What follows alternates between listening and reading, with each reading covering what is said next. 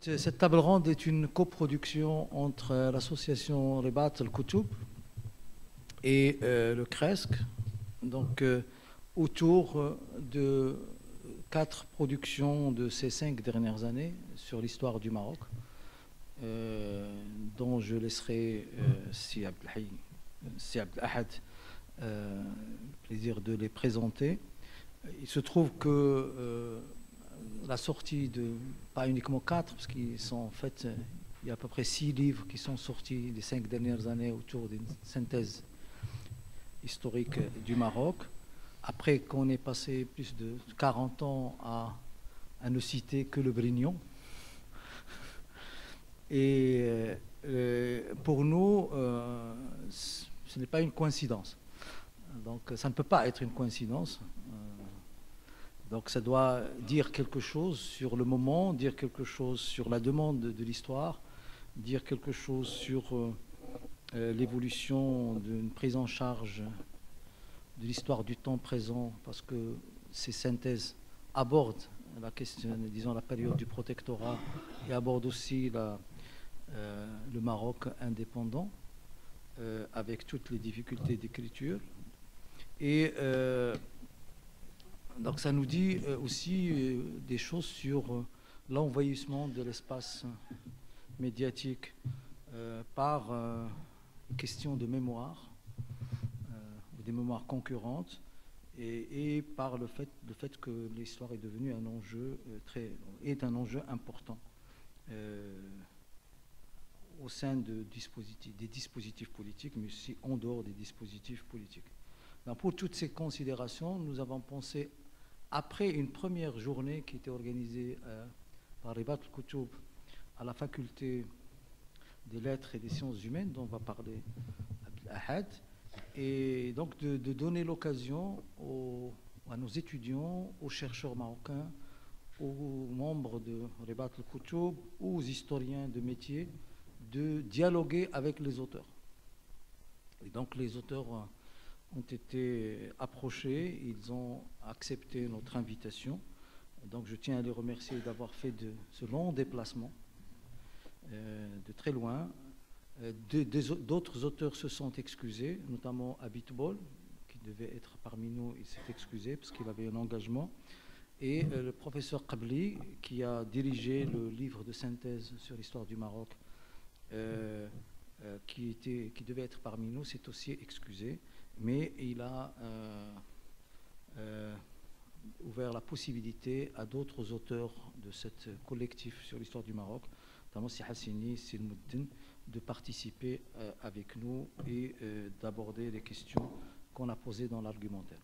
Voilà, donc pour nous c'est un moment important, à la fois de partage autour de ces travaux inédits sur l'histoire du Maroc, mais aussi d'interrogation, de questionnement du métier d'historien dans son rapport au présent, dans son rapport à la politique et dans son rapport au monde. Donc je laisse la parole à Had pour vous communiquer davantage les problématiques de la journée.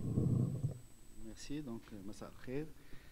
Donc je voudrais tout d'abord ressouligner le fait que cette synergie entre donc EGE et la revue électronique Ribat al-Koutoub, et signaler que les textes de la première rencontre ont été coordonnés par M. Lotfi Bouchemsouf, sont déjà publiés en ligne, donc qui sont des lectures critiques des ouvrages dont les auteurs nous honorent aujourd'hui par leur présence. Et donc je voudrais aussi saluer le travail de préparation fait par Fatma Aïsmous dans la conception et l'organisation de cette rencontre. Alors, comme Tosi a dit, donc, il s'agit d'une véritable conjoncture historiographique, pour employer le jargon des historiens, c'est-à-dire une quasi-synchronie entre plusieurs synthèses de qualité. Parce qu'entre 1967 et de nos jours, il y a eu des histoires générales, mais qui n'ont pas apporté grand-chose, des compilations, etc., qui parfois ont bénéficié d'un soutien médiatique, mais dans les faits, on sent maintenant qu'il y a du nouveau, des synthèses qui sont aussi des réflexions. Alors, l'intérêt, à mon avis, de ces synthèses, c'est d'abord d'affiner la perspective de l'histoire locale qui est restée dominante et qui reprend aujourd'hui. Il y a tout un engouement pour l'histoire locale, l'histoire des régions, l'histoire des villes, etc. Donc la perspective de l'histoire nationale de la synthèse est très importante parce qu'elle permet de redéfinir l'État, de redéfinir la société, la culture marocaine, etc. Elle met aussi le Maroc dans des perspectives plus larges. Et puis, elle répond justement à une demande sociale d'histoire qui donne plus d'intelligibilité que la production de mémoire qui est aussi importante, évidemment. Alors, de quoi s'agit-il en fait, pour aller un peu plus dans le détail de cette quasi-synchronie? Donc, il y a un gros ouvrage collectif marocain et 2 synthèses individuelles qui nous viennent de France et des États-Unis. Alors, pour la grosse synthèse marocaine, donc elle a été réalisée dans le cadre de l'Institut royal de recherche sur l'histoire du Maroc. L'ouvrage est dirigé par Mohamed Qabli, spécialiste de l'époque mérinide et du Maroc du Moyen-Âge en général. L'ouvrage a mobilisé une 50aine d'auteurs qui ne sont pas tous des historiens. Tosi notamment a participé pour l'époque postcoloniale, une 50 d'auteurs, donc de géographes, sociologues, politologues, etc., mais un dominant historien. Et l'ouvrage aussi fait un balayage temporel énorme, c'est-à-dire le record, c'est-à-dire de la préhistoire jusqu'en 1999. Il est aussi paru, donc ça a signalé, en 2 versions, une version française et une version arabe. Et vu l'épaisseur de l'ouvrage qui risque de dissuader le lecteur pressé ou le lecteur moyen, donc il y a une version abrégée qui est en cours de rédaction. Alors, pour évoquer cet ouvrage, donc nous avons 2 historiens qui sont membres de l'équipe éditoriale, disons du comité de rédaction. Et il est intéressant justement d'évoquer non seulement des noms, mais aussi des parcours, parce qu'il y a une variété de parcours parmi les historiens ici présents. Donc, Abdelrahman Moudden, il travaille actuellement à l'Institut royal, qui est parti d'une très belle monographie d'histoire sociale des compagnies marocaines avant le protectorat, c'est-à-dire à partir du cas de la région de Taza, le Wadi Nawen, appelé auparavant le couloir Fès-Taza. Ensuite, il a travaillé sur les relations maroco-ottomanes à l'époque moderne. Il a publié un certain nombre d'ouvrages collectifs sur le Maghreb ottoman. Et nous avons aussi donc Mustafa Hassani Idrissi, qui a commencé par faire un travail d'épistémologie et de didactique sur l'enseignement de l'histoire du Maroc, et qui a publié récemment un ouvrage qu'il a dirigé, intitulé « La Méditerranée, une histoire à partager ». C'est un livre qui a été rédigé par une équipe d'historiens du pourtour de la Méditerranée sur le concept de Méditerranée en histoire et une sorte de manuel qui est destiné à la possibilité d'être enseigné dans tous les pays méditerranéens avec tous les problèmes que ça pose au niveau de l'interculturel, etc. Alors voilà pour le travail collectif. Alors pour les initiatives individuelles de synthèse, nous avons donc le livre de Daniel Rivet, Histoire du Maroc, du Moyen-Âge, donc là aussi à Mohamed VI, le sous-titre. Et donc, comme je l'ai dit déjà dans un texte sur le livre en question, Daniel Rivet a été méthodique de manière record en adoptant la perspective, ce qu'on appelle dans le cinéma, le travelling arrière. C'est-à-dire, il a commencé par Lyautey, donc avec un travail fondateur sur l'époque de Lyautey, la fondation du système du protectorat. Ensuite, c'est l'ensemble du protectorat. Ensuite, c'est le Maghreb colonial. Et ensuite, donc, c'est l'histoire du Maroc, donc du Moyen-Âge, donc à 1999. Alors, il propose aussi au début de l'ouvrage tout un chapitre intitulé « Penser l'histoire du Maroc », toute une réflexion sur qu'est-ce que le Maroc, qu'est-ce que le territoire marocain, etc. Alors, Suzanne Miller a un parcours aussi différent, mais varié et intéressant. Elle a commencé par la Rihla de Sfar du 19e siècle. C'est un travail qui a été traduit par notre ami Khalid Ben Sghir. donc sur la découverte de l'Europe, les représentations de l'Europe du XIXe siècle chez l'élite marzénienne. Et puis, elle a travaillé sur différents thèmes donc, de l'histoire contemporaine, notamment le thème de l'histoire des minorités, le thème de l'histoire urbaine. Et puis, elle nous propose donc une synthèse sur le Maroc au XIXe, XXe siècle.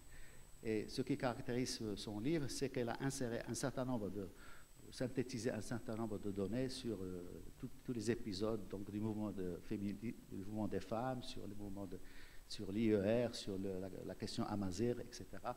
Et donc, nous avons maintenant des regards sereins sur un certain nombre de thèmes de l'histoire du temps présent. Alors, pour, comme on dit en anglais, last but not least, alors Edmond Burke n'a pas fait réellement une histoire, une synthèse, mais c'est un historien qui a adopté le point de vue de la synthèse d'une manière originale. Alors d'abord, son parcours a commencé avec un travail que j'estime fondateur, qui a été fondateur sur le processus du fin 19e, début du 20e, le processus du prélude au protectorat, avec la dialectique pénétration coloniale, résistance nationale, histoire sociale, c'est-à-dire avec le point de vue de l'histoire sociale. Ensuite, c'est là où il s'inscrit dans la perspective de la synthèse. C'est un des historiens qui ont dirigé, qui est le véritable leader de l'histoire de ce qu'on appelle aux États-Unis World History, l'histoire mondiale, qui est une histoire assez critique, qui essaie de reconstruire. D'ailleurs, un de ses livres s'appelle Rethinking History, repenser l'histoire, donc l'histoire mondiale de manière générale, à côté d'autres qui ont travaillé sur le Maroc, comme Rosda. Alors, et dernièrement, il a repris donc, le thème qui lui est cher de la sociologie coloniale pour produire un livre qu'on n'a pas encore eu l'occasion, le plaisir de lire, sur la fabrication du thème de l'islam marocain, la construction du thème de l'islam marocain par la sociologie coloniale française. Et j'ai oublié de signaler que son premier livre, donc Prélude du protectorat, donc, existe en anglais. Il a été traduit récemment par collègue Mohamed Afif de la faculté des lettres de Rabat. Il n'existe toujours pas en version française. Alors pour tous ces auteurs, que nous remercions de leur présence, on ne leur a pas demandé d'écrire leurs ouvrages, c'est-à-dire de résumer ou de décrire. On leur a demandé de parler de leur expérience d'écriture de l'histoire du Maroc, l'écriture d'une synthèse historique, c'est-à-dire comment l'idée de la synthèse naît, quel est le déclic, comment évolue le regard de l'historien à partir du processus de la synthèse, jusqu'à quel point on peut dire que les questions du présent ou le présent informe les questions posées au passé, et puis jusqu'à quel point peut-on parler d'une véritable différence entre la perspective interne et la perspective externe, c'est-à-dire entre un Marocain qui écrit l'histoire du Maroc et un non-Marocain qui écrit l'histoire du Maroc, sachant que pour les auteurs concernés aujourd'hui, il s'agit donc d'historiens qui ont une longue pratique et une longue amitié, une longue sympathie et empathie, souvent, pour l'évolution historique du Maroc. Alors, je voudrais au début donner la parole à Madame Suzanne Miller.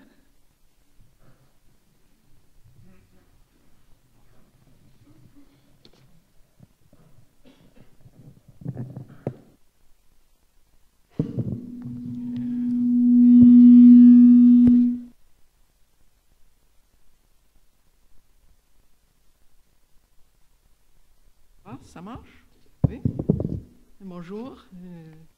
Je commence avec un remerciement pour cette invitation tellement aimable et pour l'opportunité de revoir mes amis qui sont ici et aussi à visiter cet institut magnifique et de faire la connaissance d'une équipe de jeunes chercheurs pleins d'énergie et de capacité intellectuelle. Merci beaucoup pour l'invitation. Alors, je vais répondre à des questions qui étaient posées dans une manière directe américaine, on peut dire. Et j'espère que vous allez excuser un français qui est loin d'être parfait. Une question se pose, qu'est-ce que c'est une synthèse? À mon avis, une synthèse se dégage d'une histoire de la longue durée. Mon ouvrage, L'histoire du Maroc moderne, retrace des relations entre la société et l'État du Maroc pendant une étendue historique qui débuta en 1830 avec la conquête de l'Algérie et s'acheva en 1999 avec la mort du roi Hassan II. Ce récit est construit chronologiquement et sous-divisé en 3 segments: la période précoloniale, la période coloniale et puis le Maroc indépendant. En somme, presque 200 ans d'activité historique. Le deuxième point, c'est la qualité d'une synthèse, à mon avis, parce que cette histoire s'étend sur une vaste période. Il m'a fallu faire des choix difficiles. Donc, je n'ai pu inclure tout ce que j'aurais souhaité. Si le souci d'exhaustivité est une noble cause, c'est aussi une cause perdue d'avance dans le cadre d'une synthèse. Il est dans la nature d'une synthèse à trouver maintes lacunes impardonnables.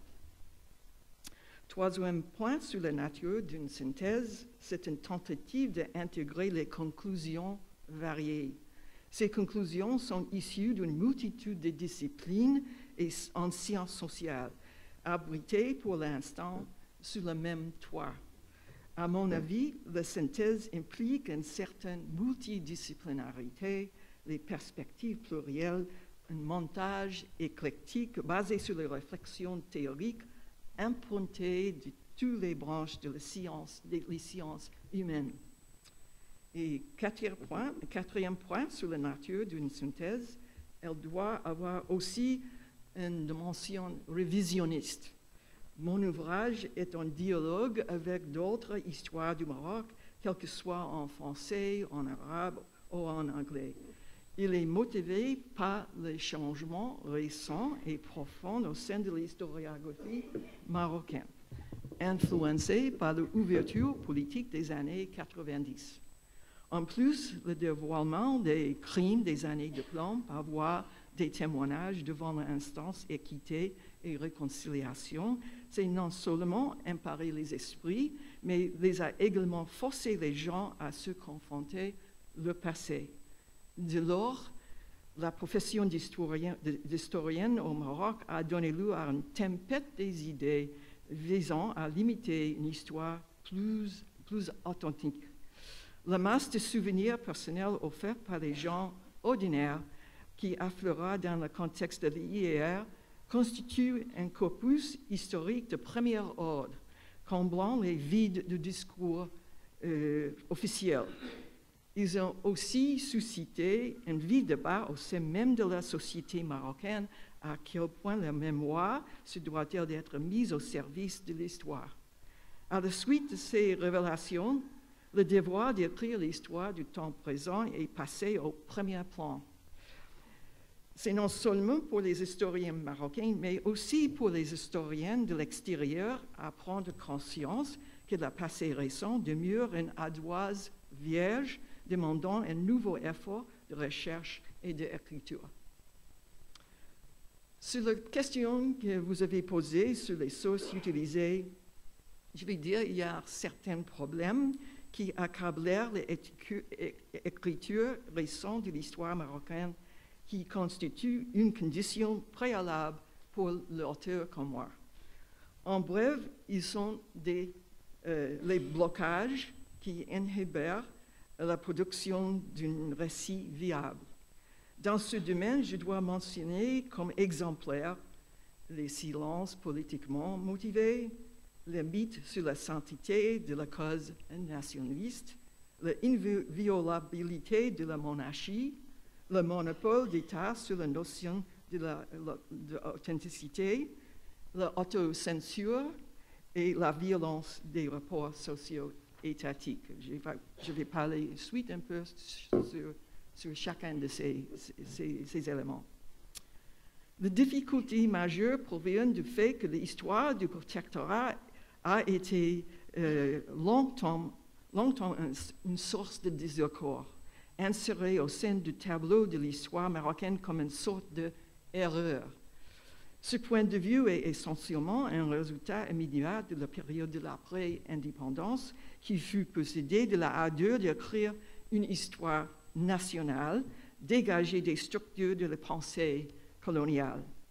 Mais cette mentalité est prolongée d'une façon injustifiable au-delà de 100 ans. L'impact immense des années du protectorat sur l'État marocain postcolonial a été minimisé, voire nié.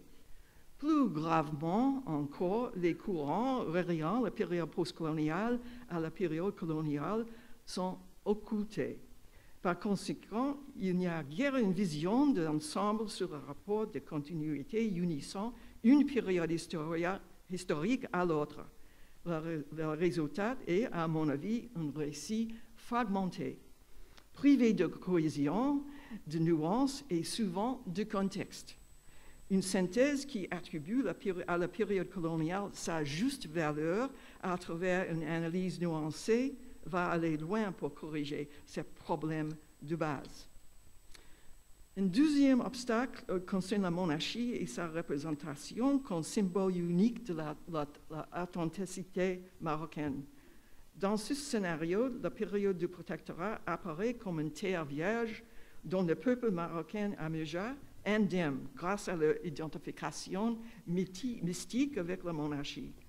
Selon ce point de vue, l'intrusion de la colonisation eut peu d'effet sur les Marocains dont les attributs essentiels demeurèrent purs. Il y a plusieurs dangers cachés dans cette approche. D'abord, en subsumant l'histoire du Maroc sous l'histoire monarchique, on prive des autres institutions sociales de leur action, comme loyauté tribale, allégeance religieuse, ligne de métier et au quartier, etc.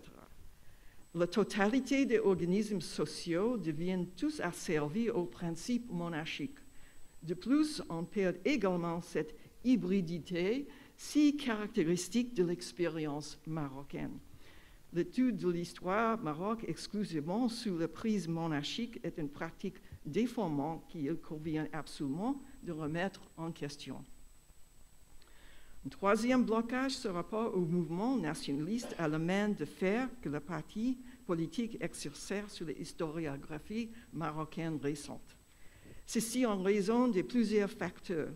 L'hégémonie des partis nationalistes sur la presse, le mythe d'une union nationale fédératrice, la figure des nationalistes comme héros de la Révolution.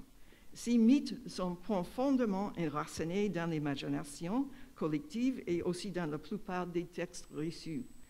À surmonter le récit donné, à mon avis, doit être un des buts de la synthèse. À travers une nouvelle interprétation du mouvement nationaliste, nous allons comprendre les nuances actuellement obscurées, comme le rôle des femmes dans la résistance, des rapports entre nationalistes et communistes, par exemple, entre nationalistes et berbères, et des autres sujets tout aussi légitimes. Ce n'est que récemment que ces sujets ont percé le brouillard mythique qui enveloppe le mouvement nationaliste. Je crois que c'est surtout dans le contexte d'une synthèse qu'on peut approcher ces problèmes avec une rigueur convaincante. Le recours à la violence comme corollaire de l'entreprise nationaliste mérite aussi une analyse synthétique plus détaillée. La violence historique est une étude séparée, surtout concernant le rapport entre la guerre d'indépendance, l'émergence d'un appareil sécuritaire dans le nouvel État et la création ultérieure de police et services secrets tout puissants dans le magasin de Hassan II. Comme toute autre histoire, une histoire de la violence institutionnelle sera mise en lumière par une analyse des circonstances existantes situées dans un contexte de la longue durée. Finalement, dernier point, à travers le récit d'une synthèse, nous voyons aussi une dimension internationale de l'histoire marocaine en la situant dans un contexte régional et mondial.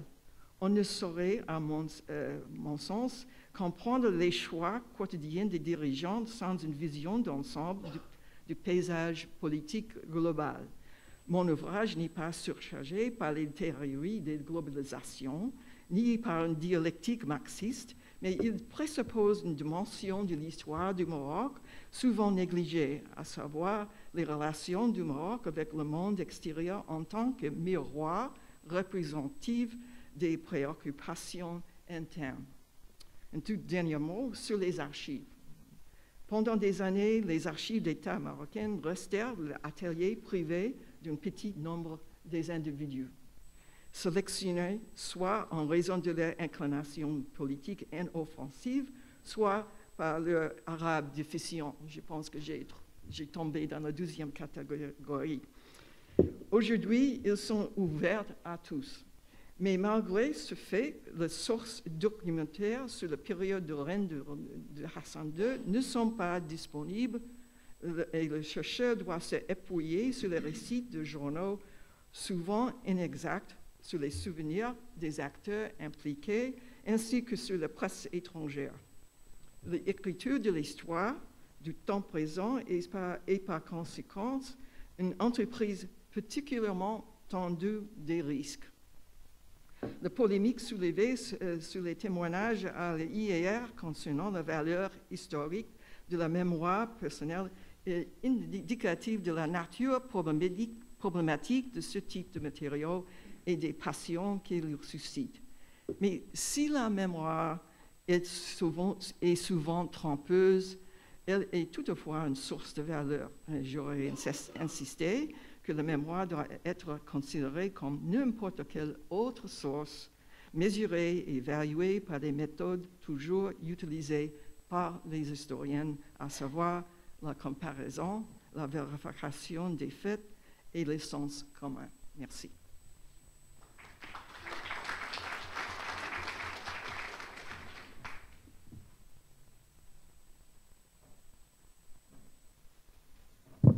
Donc, Suzanne Miller a insisté, disons, sur un dialogue avec l'histoire nationaliste et surtout avec ce qu'on pourrait appeler la vulgate nationaliste qui s'inscrit en opposition à la vulgate coloniale, avec tous les thèmes qu'elle a abordés. Je ne sais pas. Voilà, donc merci. Donc je donnerai la parole maintenant à Abdelrahman Moudane.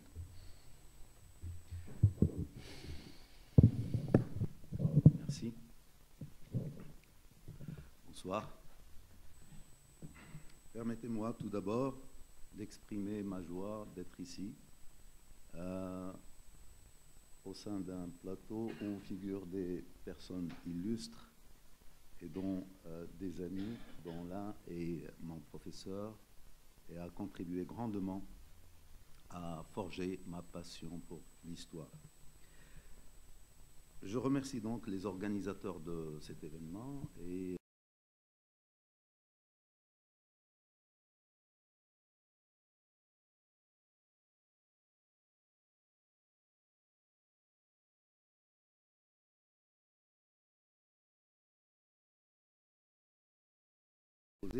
s'applique certainement mieux à des entreprises individualisées, mais ces questionnements interpellent aussi bien le chercheur, même si, comme c'est dans mon cas, il a contribué à un travail collectif et que ce travail collectif, par conséquent, n'entre pas toujours dans les questions ou sous les questions posées.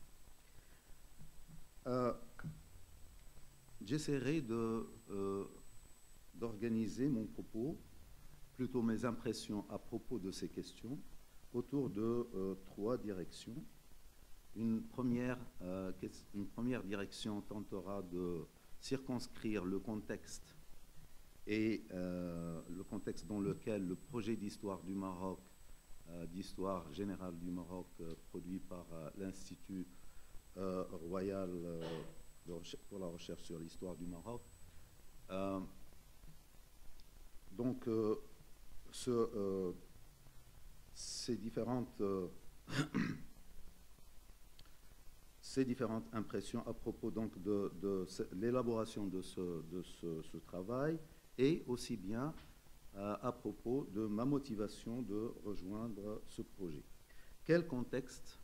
Dans quel contexte ce projet a-t-il été formulé?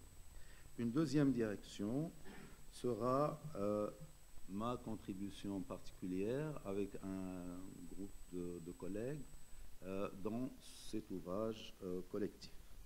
Pour terminer, enfin, très succinctement sur quelques apports que nous avons essayé d'introduire dans cet ouvrage.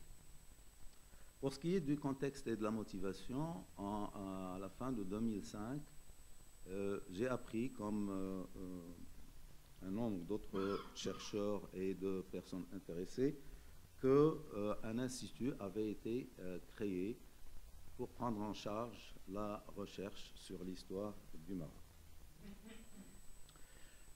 Cet institut avait un nom assez solennel, assez officiel, et même, on peut dire, dissuasif. L'Institut royal pour la recherche sur l'histoire du Maroc. Mais le directeur désigné, c'est Mohamed Qabli, était, comme tout le monde sait, est un historien, un illustre historien dont la probité intellectuelle et la rigueur scientifique ne peut pas être mise en doute. C'était là une sorte de gage de sérieux pour cette institution. Cependant, cette institution devait encore donner la preuve de son indépendance. Il faut dire que la création de cette nouvelle structure n'était pas unique. Il y avait eu au moins deux initiatives auparavant du même genre. Je fais mention ici à l'IRCAM et à l'IER. Bien sûr, l'IRCAM venait répondre à une demande et à des revendications vieilles de plusieurs décennies, celles des amazigophones. Et avec l'institution de l'IRCAM, on pouvait dire que, enfin, les amazigophones avaient droit de citer et pouvaient approfondir la connaissance et la reconnaissance de la culture amazighe et de la langue amazighe. Quant à l'instance équité et réconciliation, c'est une sorte de comité de vérité et de réparation, et c'est une initiative encore plus audacieuse parce qu'il ne s'agissait pas moins que de revoir, réexaminer ce qu'on a appelé les années de plan, et c'est-à-dire les années du règne précédent. Et l'instance, à travers son activité, aussi bien qu'à travers les discours les plus officiels, nous donnait la conviction que ce qu'on appelait les lignes rouges étaient repoussées vraiment assez loin, et l'instance a organisé un certain nombre de colloques sur la vérité, sur la liberté, la littérature carcérale, et par conséquent, on pouvait légitimement penser qu'il y avait moyen de faire, de s'adonner à une recherche académique rigoureuse quant à l'histoire en général et l'histoire récente en particulier. Mais qu'en allait-il être de ce nouveau projet, projet de cet institut? Ici, je me permets de citer un tableau qui figure à l'entrée de la bâtisse de l'Institut, un tableau qui affiche une citation extraite d'un discours du roi prononcé en janvier 2006, c'est-à-dire quelques semaines seulement après la création de cet institut. Et cette citation dit, je cite, « Seuls les historiens sont habilités à évaluer la marche de l'histoire avec l'impartialité et l'objectivité requises et à l'abri de toute considération politique conjoncturelle. » Apparemment donc, le contexte général de la création de cet institut était plutôt favorable à l'élaboration d'une histoire rigoureuse. Il faut dire que par ailleurs, comme on l'a rappelé auparavant, qu'il y avait une demande sociale à ce moment-là de ce genre d'entreprise. Nous sommes en 2006 et le fameux Brignon Botaleb avait 40 ans, même s'il conservait une fraîcheur et une jeunesse assez remarquables. De plus, il y avait eu des tentatives de le traduire en arabe, mais ces tentatives n'avaient pas abouti pour diverses raisons.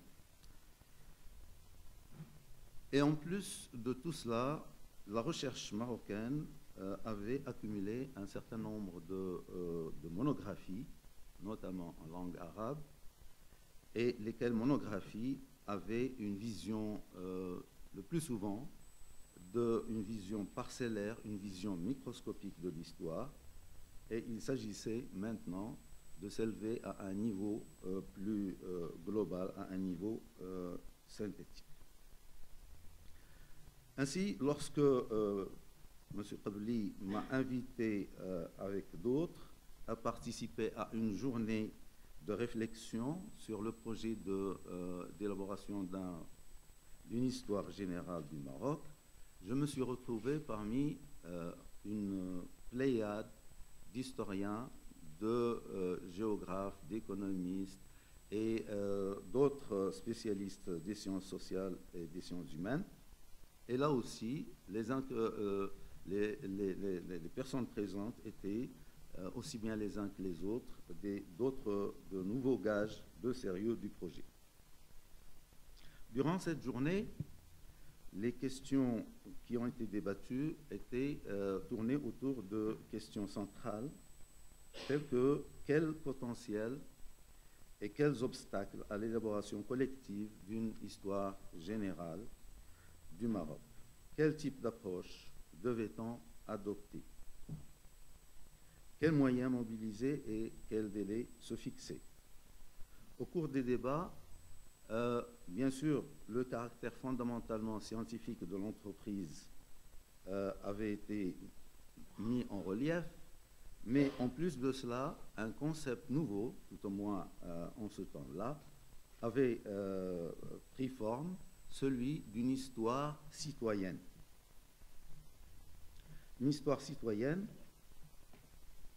et là, c'est une histoire, je cite, destinée d'abord au public éclairé le plus large, c'est-à-dire au public désireux de fonder en conscience et en science une identité historico-culturelle constamment en phase tout au long de son propre parcours avec diverses donnes interactives. L'élaboration et la contribution à ce projet, capitalisons sur cette journée de réflexion. 10 groupes de réflexion et de travail se sont constitués pour s'occuper des 10 chapitres qui constituent l'ouvrage. Pour ma part, j'ai eu la responsabilité de coordonner 2 chapitres, à savoir le chapitre sur le 16e, 18e siècle et le chapitre sur le 19e siècle. En collaboration avec 2 collègues, 2 amis, Abdelrahim Ben Hadda et Khalid Ben Sghir, nous avons au départ pensé que cette période constituait une unité d'ensemble. Mais très vite, nous avons constaté que entre le XVIe et le XVIIIe siècle, le Maroc continuait d'avoir des crises récurrentes, mais à chaque fois, il se relevait et avec plus ou moins, avec des succès inégaux, mais quelquefois assez remarquables. Quant au XIXe siècle, le Maroc s'engageait essentiellement dans une direction qui allait le mener irréversiblement vers l'établissement du protectorat. Le contenu spécifique de chaque chapitre et son articulation se sont faits dans le cadre d'un travail collectif, et les questions qui se sont posées à chaque groupe ont mené à l'organisation d'une journée de réflexion, une journée méthodologique, où on a posé les questions concernant la périodisation, les questions concernant les contenus qui se chevauchent entre un chapitre et un autre. Et cette journée de réflexion nous a permis d'affiner les approches de chaque chapitre. Parmi les apports que je retiendrai de cet ouvrage, et bien sûr c'est un ouvrage qui a été élaboré et produit par une cinquantaine de chercheurs, surtout je retiendrai d'abord la question de la périodisation. Et pour la périodisation, nous avons retenu d'abord un ouvrage qui brasserait l'ensemble de l'histoire du Maroc, et non pas seulement une tranche de cette histoire. Pourquoi avons-nous choisi d'intégrer l'histoire ancienne, la préhistoire, et pourquoi ne pas se limiter à l'histoire du Maroc après l'avènement de l'islam? Un tel choix nous aurait fait courir le risque d'écarter le substrat politico-culturel de notre pays, en ajoutant à cela que, évidemment, dans la préhistoire et dans l'histoire antique, on aurait écarté aussi bien des influences et des apports venant de l'extérieur. Donc l'islam, même si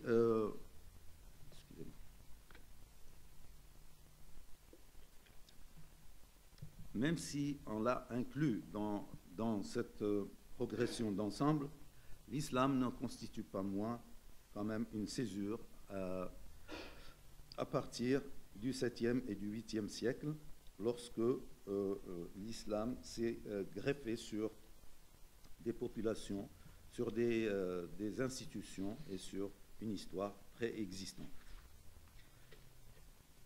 Dans le détail,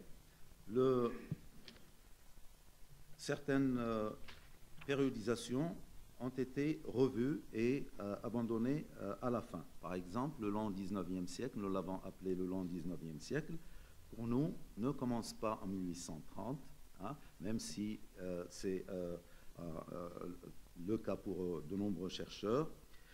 Le 1830, pour nous, n'était qu'une réédition de l'expédition d'Égypte sous une forme ou sous une autre, alors que si on considère les éléments internes, il faut remonter à la dernière décennie du XVIIIe siècle, après la mort de Mohammed Ben Abdallah, en 1790, et à partir de là, les facteurs internes, aussi bien que les facteurs externes, ont conduit le Maroc dans la trajectoire que j'ai mentionnée il y a quelques minutes. Au plan du contenu, nous avons visé une histoire relativisée.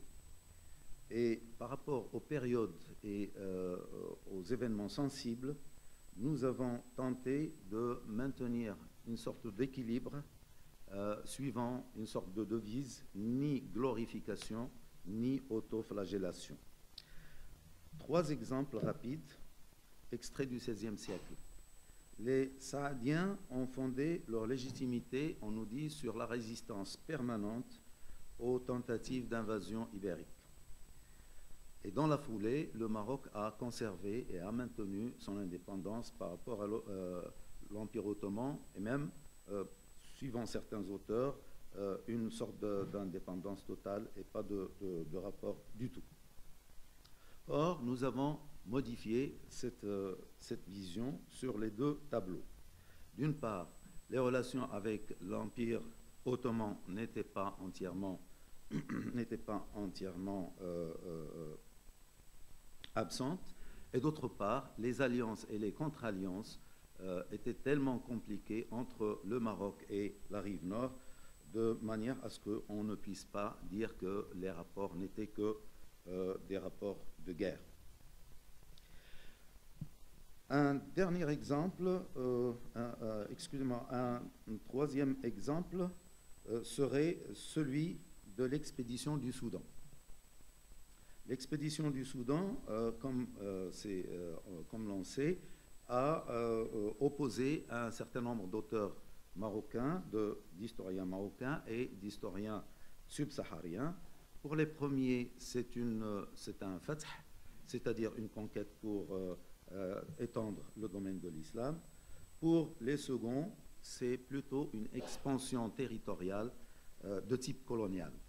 Et nous avons tenté de maintenir une voie médiane qui, tout en montrant bien sûr les origines matérielles et les origines politiques de cette action, aussi bien que les conséquences fâcheuses pour les régions subsahariennes, a essayé de replacer l'événement dans son contexte international. Et dans le même ordre d'idées, un dernier exemple serait cette fois pris dans le chapitre sur le 19e siècle. Et là, on sait que pour interpréter les développements du 19e siècle, on requiert souvent soit à privilégier les facteurs internes, soit les facteurs externes pour interpréter l'échec des réformes entreprises par le Makhzen. Or, dans notre petit groupe qui a élaboré ce chapitre, nous avions deux positions à ce propos-là. L'une privilégiant les facteurs externes, l'autre privilégiant plutôt les facteurs internes. Et là encore, nous avons essayé de remodeler ces deux positions pour donner à la fois l'importance des effets de l'extérieur et mettre en relief les obstacles internes aux différentes réformes. Pour conclure, deux observations. D'abord, le livre sur l'histoire générale du Maroc est à lire en complémentarité avec la chronologie générale qui précise et appuie, illustre certains aspects de ce livre. Et ensuite, évidemment, c'est une histoire qui comporte encore un certain nombre d'imperfections qu'il s'agira de rattraper dans une future réédition. Merci.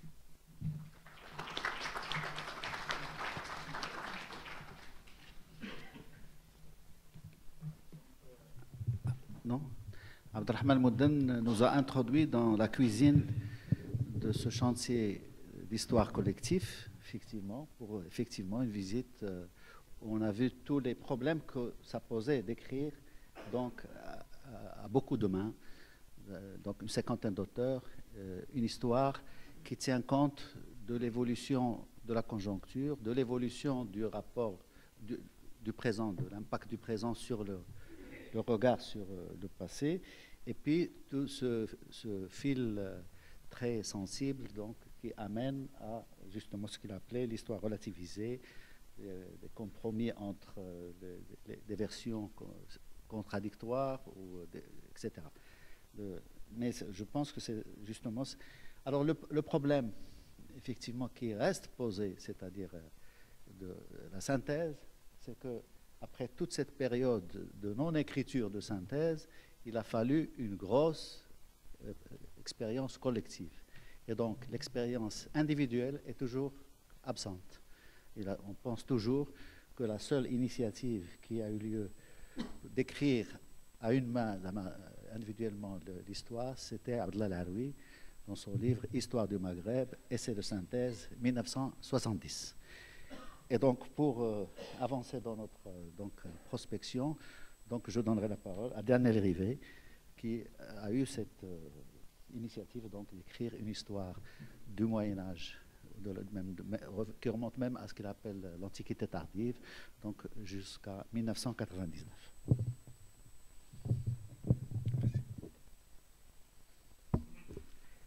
Merci beaucoup. Je mesure le privilège d'être le seul à cette table à m'exprimer dans ma langue maternelle, et j'essaierai de ne pas en abuser. Je vais peut-être moins parler de comment écrire l'histoire du Maroc.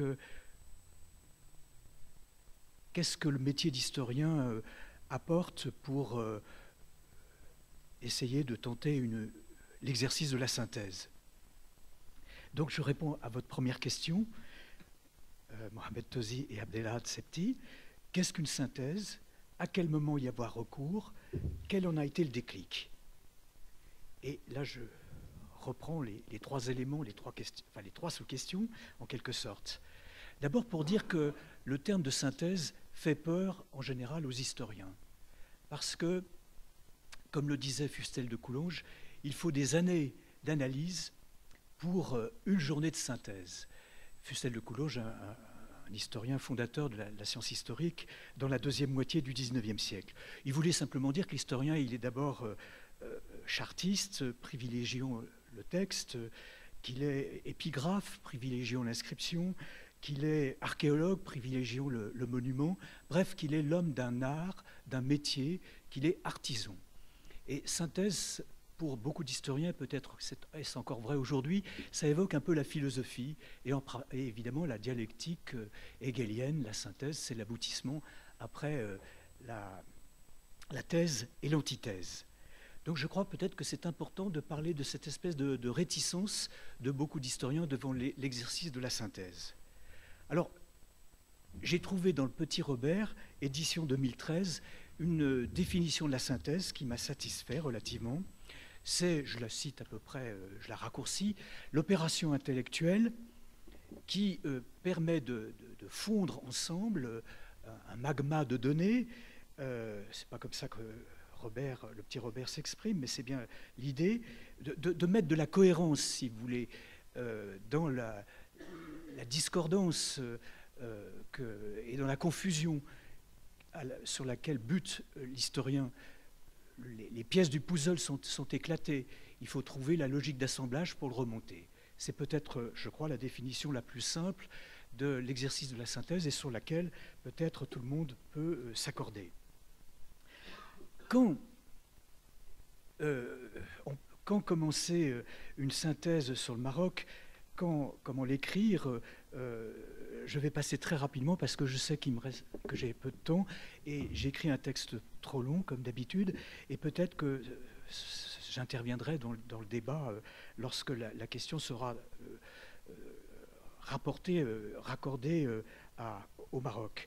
Je voudrais simplement dire, bien sûr, que on écrit tous, même si on ne commence pas à l'époque dite antique, avant l'arrivée de l'islam, on écrit tous l'histoire du Maroc avant que le Maroc soit un État-nation constitué. On ne trouve pas au point de départ ce qui est à l'arrivée, l'État-nation.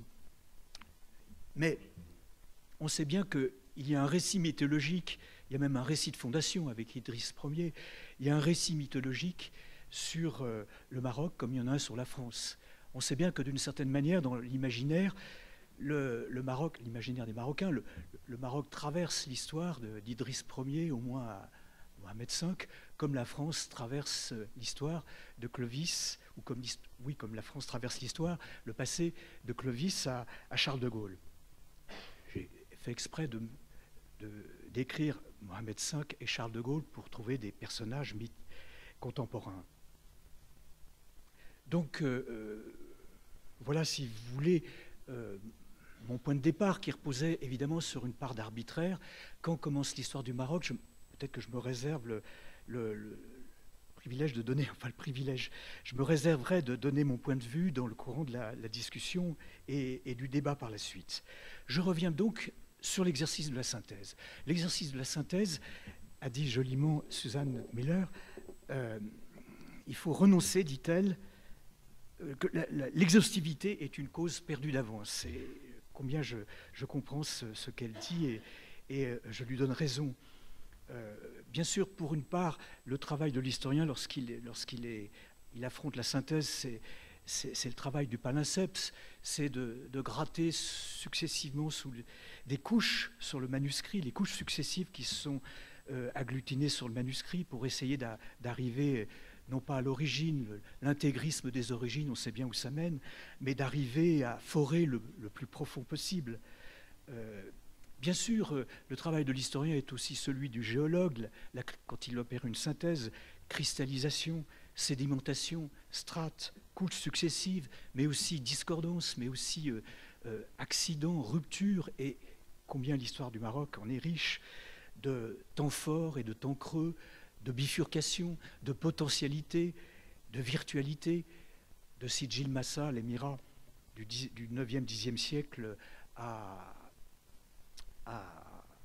au XVIIe siècle. On pourrait évidemment faire un listing de tous ces croisements d'itinéraires, toutes ces bifurcations, de toutes ces virtualités, de ce chantier qui sans arrêt est réaménagé par les accidents de l'histoire.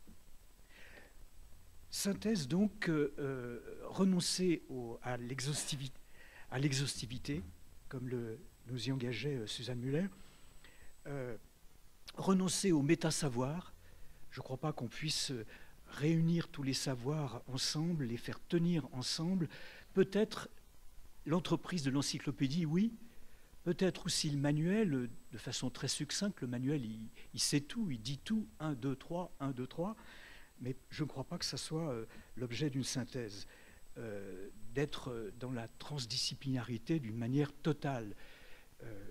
Pour ma part, en tous les cas, j'ai été voir surtout du côté des géographes et des anthropologues, et en particulier, bien sûr, des anthropologues anglo-saxons, et bien sûr des historiens, mais il y a des dimensions auxquelles j'ai renoncé. D'abord, mon infirmité linguistique, je sais de l'arabe, mais je ne sais pas l'arabe, m'interdisait d'aller à la source, écrite directement, sans filtre, sans médiation, sans traduction.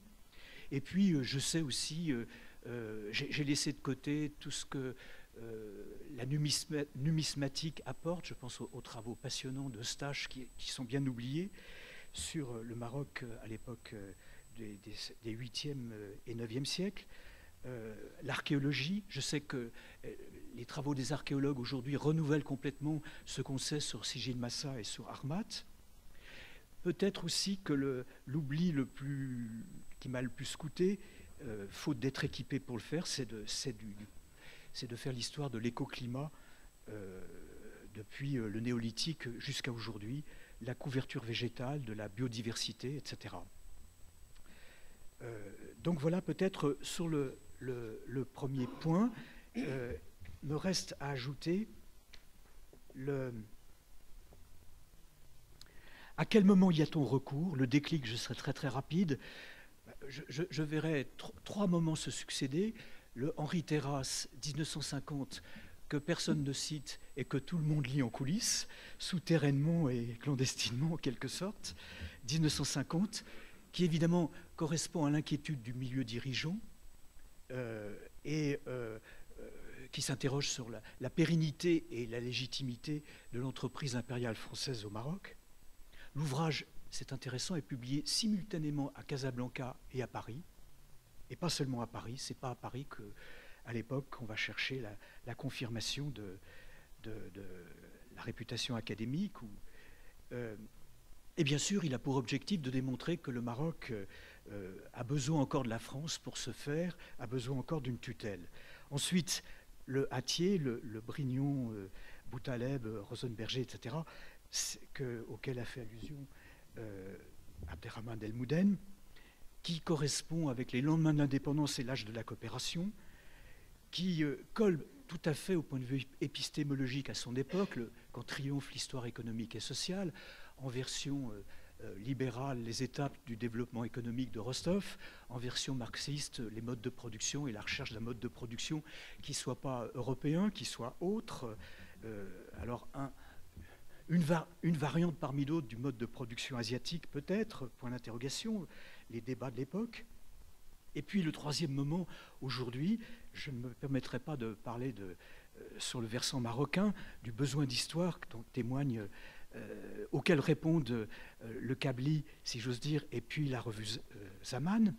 Je voudrais simplement dire deux mots quand même sur le contexte historique dans lequel, alors personnellement, j'ai écrit cet ouvrage, dans un moment de crise, d'éclipse en tous les cas du récit national, la World History dont mon voisin Edmund Burke est un éminent spécialiste, l'histoire connectée, dont une fois encore lancée par les anglo-saxons. On est entre, c'est un clin d'œil à Geertz, bien sûr, le global et le local, et il y a un effacement de la nation. C'est dans ce contexte donc que je me posais des questions sur la légitimité de mon entreprise. J'essayais d'écrire une histoire du Maroc au moment où, en France, on renonçait à l'écrire, ce dont témoigne la liquidation, enfin la liquidation est un mot un peu stalinien, la disparition de la Maison de l'Histoire de France, qui était une occasion de reformuler une question mal posée, l'identité nationale, et on l'a supprimée. Avec cela, on a supprimé la question. Et on ne sait pas quelle histoire enseigner en France aux jeunes, et on sait la confusion des esprits et le désarroi qui en résulte. Quelle histoire, en particulier, les jeunes d'origine étrangère, et en particulier maghrébine, vont-ils apprendre de la France? Alors, le déclic, je dirais en deux mots, c'est très personnel ce que je vais dire, je m'en excuse d'une certaine manière, j'ai été agacé d'une part par tous les tenants de l'exception marocaine, expliquer tout par l'insularité marocaine et privilégier le Maroc par rapport à tous les pays d'Afrique, le Maroc, le pays des derniers blancs, les berbères, avec les afrikaners, le Maroc des Alaouites, épine dorsale de la nation, comme les Hohenzollern, la Prusse, etc., etc. Tout ça sentait évidemment un peu la mamounia. D'un autre côté, il y a une vision du Maroc qui peut se résumer à quelques mots: Tazmamart, bidonville, corruption, zulm, oppression, etc. Et je n'ai pas cherché à trouver un point d'équilibre entre les deux versions, j'ai plutôt cherché à faire un pas de côté, et grâce aux travaux en particulier des anthropologues, mais aussi des historiens marocains, à essayer tout simplement de tenter un essai de compréhension historique du pays, sans nier du tout sa singularité, sa très forte personnalité historique, mais sans jamais le détacher de son axe vertical, du Bilad al-Soudan à El-Andalus, et de son axe horizontal, en quelque sorte, de l'Atlantique, si j'ose dire, au Golfe. Qu'est-ce que ça impliquait, deuxième question, en termes de sources utilisées? Je vais essayer d'être très bref, parce que je vois le temps qui passe. Je distinguerai deux sources à l'appui. Les sources que j'ai lues par-dessus l'épaule des historiens, en particulier des historiens marocains, mais aussi, comment ne pas leur rendre hommage, des historiens ou des linguistes de l'époque du protectorat. Qu'est-ce que j'aurais fait sans Évariste Provençal, sans G.S. Collin et d'autres encore? Et puis les sources que j'ai essayé de questionner moi-même, parce que finalement, comme le disait Malinowski, l'important, ce n'est pas la tribu X, c'est les questions qu'on va poser à la tribu X.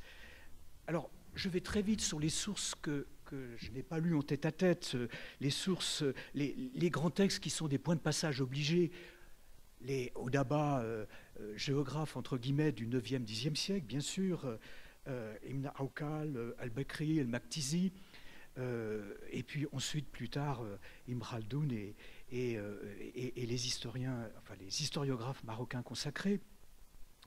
Je voudrais simplement dire que parmi ces sources, ces sources, je les ai lues par-dessus l'épaule de ceux qui les avaient traduites, tous ceux qui les avaient commentées. Je n'aurais pas la prétention de lire tout seul Ibn Khaldoun, par exemple, l'histoire des Berbères, et encore moins la Muqaddima.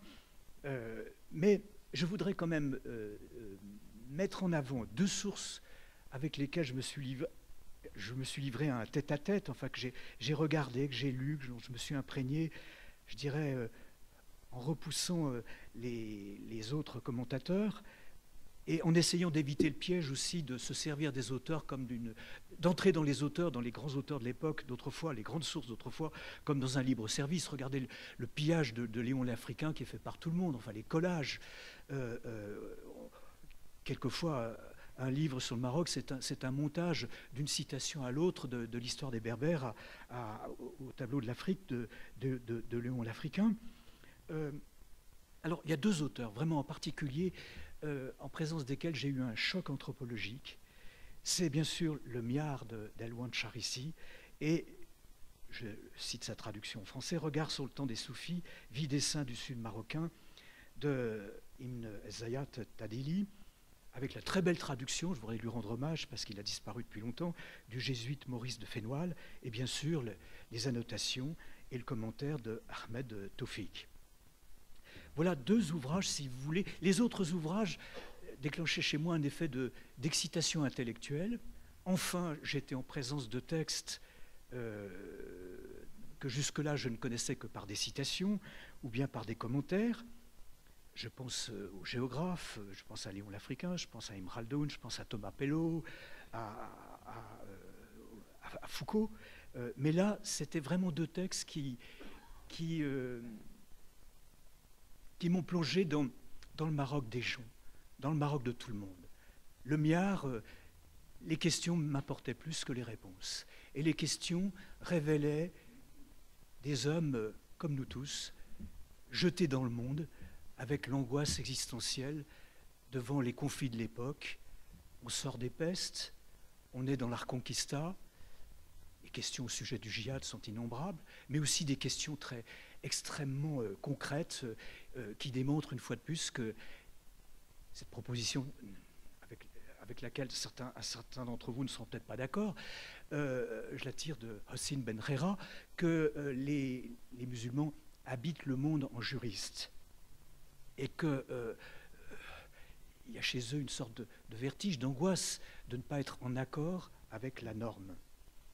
Et puis, quand il s'agit de Tadili, eh bien le fourmillement de saints minuscules à l'époque almohade je dirais, oui, a introduit en moi un choc, une émotion très profonde. Je citerai seulement ce passage, quand un homme très simple, passé au soufisme et qui a quitté sa femme, la retrouve chez un boulanger, chez un khabaz, et il ne la voit pas. Il fait semblant de ne pas la reconnaître. Elle a un petit enfant dans les bras qu'il n'a sans doute jamais vu. Et il passe, il traverse, et nous dit Tadili, des larmes coulent sur les joues de la femme. Bon, comment, quand on est historien, ne pas privilégier ces gouttelettes d'histoire, si vous voulez, qui ruissellent à travers les textes? Une histoire du sensible, peut-être, et pas seulement une histoire du concept, comme la pratique si bien Abdallah Laroui, mais peut-être qu'il oublie aussi un peu le sensible. J'ai passé sous silence, par contre, le Maroc picaresque des vagabonds, des gueux, qu'on peut suivre dans la tradition orale depuis Sidi Abdelrahman El Medjdoub à Ahmed Choukri et son pain nu, parce que très franchement, ce n'est pas un Maroc que je connais existentiellement, et puis parce que je crois que je préférais adopter le regard de Tchekhov que celui de Gorky. Tchekhov, les existences minuscules, grises, qui sont les nôtres, et Gorky, le noir, ce qui fait scandale, ce qui choque et ce qui ébranle. Troisième question, quelle écriture, quel rapport entre l'analyse et la mise en récit? Alors là, j'avoue que, comme beaucoup d'historiens français, on est un peu dans une période de trouble parce que le linguistic turn nous arrive avec un décalage peut-être d'une génération. Je n'en parlerai pas ici, mais peut-être que ça pourrait être une question dans le débat. Quel effet sur le... Est-ce que l'histoire est vraiment seulement un genre littéraire? Alors ça rejaillit quand même sur le récit national, sur la mise en récit du passé d'un pays. Par contre, je me suis beaucoup méfié de moi. Je me suis méfié de mon imaginaire, des sentes buissonnières à travers lesquelles je risquais de partir si je laissais parler mon imagination, si je laissais parler mon expérience personnelle du Maroc. Et je savais qu'il fallait absolument que je tienne mon moi à ma place, que le peintre ne soit pas trop présent dans le tableau et que ça ne soit pas mon Maroc à moi que je projette d'une manière fantasmagorique dans cette synthèse. Pour cela, j'ai été aidé. J'ai été aidé par le corset orthopédique dans lequel, je crois, tout historien doit se glisser pour que sa subjectivité soit contenue par le métier de l'historien. J'ai beaucoup travaillé à la bibliothèque municipale de Lyon, au pied de l'encyclopédie de l'islam, deuxième version. C'était ma statue du commandeur. Et finalement, je crois que ce qui m'a beaucoup aidé à ne pas divaguer, à tenir mon moi tranquille, c'est que quand on écrit une synthèse, que ce soit le Maroc, que ce soit la France, que ce soit n'importe quel pays, il y a des passages obligés, il y a des seuils, vous savez lesquels, vous avez déjà lu plusieurs histoires du Maroc, les uns et les autres. On n'invente pas sa partition et on lit ses prédécesseurs et on est l'otage de ses prédécesseurs. On écrit avec eux, le plus souvent, on écrit quelquefois contre eux, mais on n'écrit jamais sans eux. Et bien sûr, là, je voudrais dire que quand on a la chance d'écrire une synthèse du Maroc, bien on découvre, on le sait déjà, mais on est en présence de grands interprètes. Jacques Berck, Abdallah Laroui, Ernest Gellner, Clifford Geertz, je ne parle pas des historiens. Pour moi, Laroui est au carrefour de la philosophie politique, de l'histoire du concept et de l'épistémé, de l'épistémologie, plus qu'un historien au sens restreint du terme, comme personnellement je le suis. Donc on a la chance de rebondir, de se cogner contre ces grands auteurs. Et je crois que c'est à la fois une chance et un défi. Il faut écrire après eux, mais il ne faut pas écrire d'après eux. Et c'est ça le problème. Alors, quatrième point, et dernier point, comment peut-on parler d'une différence de perspective entre historiens, regard interne et regard externe? Bien sûr, il y a deux approches, celle de l'intérieur et celle de l'extérieur, mais je dirais qu'elles sont plus décalées que discordantes. L'historien, né dans le pays dont il écrit l'histoire, entretient avec son passé une proximité, une familiarité auquel un historien étranger ne peut pas prétendre, je dirais par son statut même d'étranger.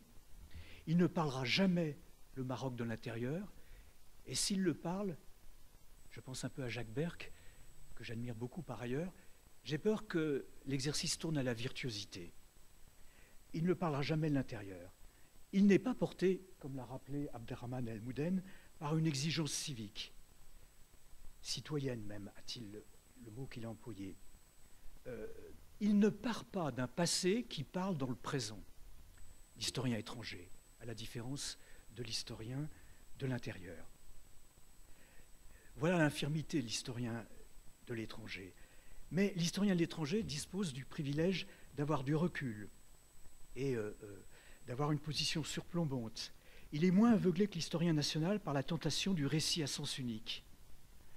Il emprunte plus volontiers des chemins de traverse. Il appuie plus volontiers sur les points chauds.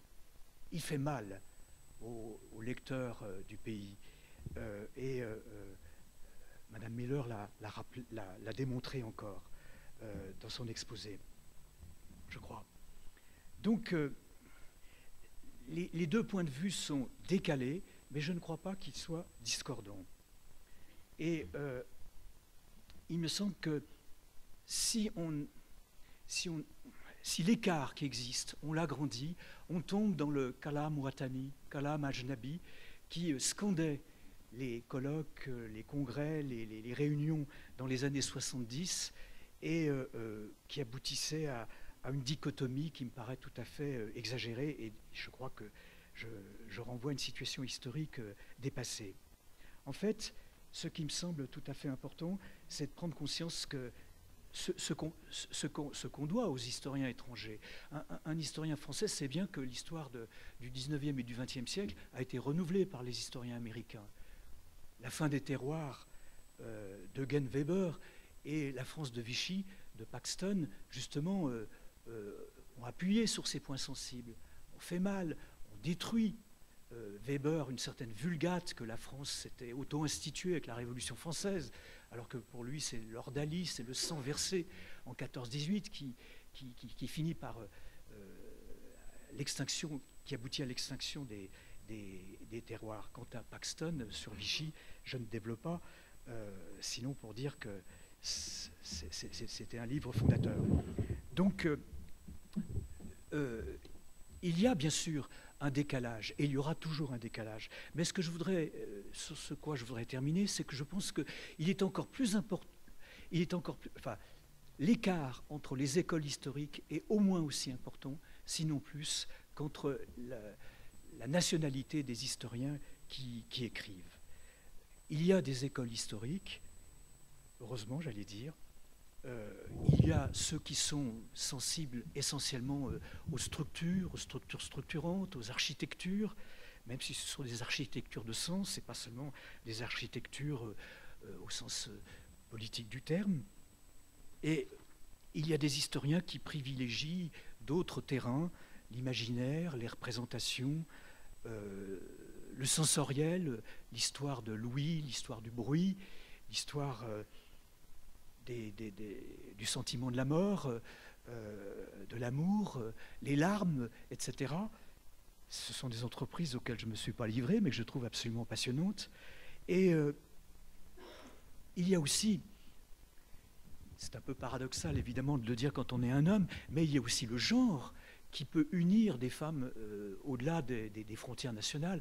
Il me semble très souvent que quand on lit les travaux qui portent sur le Maghreb, pas seulement sur le Maroc, on voit bien les cousinages, les affinités électives entre les femmes, en particulier quand elles sont anglo-saxonnes, et les femmes maghrébines, et ça n'exclut absolument pas les hommes, mais c'est simplement, là encore, un cousinage qui est important et qui brouille les frontières et les dépasse et joue avec les frontières nationales.